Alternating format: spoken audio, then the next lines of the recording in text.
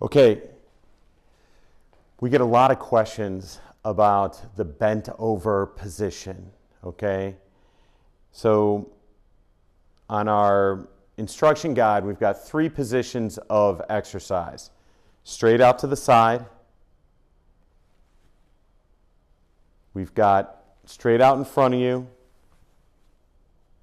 And then we've got in between, so off at a 45-degree angle.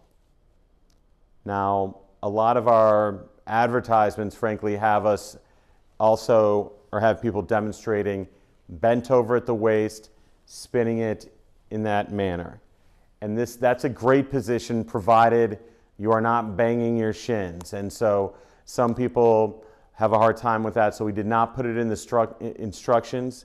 But hey, if you can bend over and spin this ball in that plane or that position, that's going to be great for your shoulder.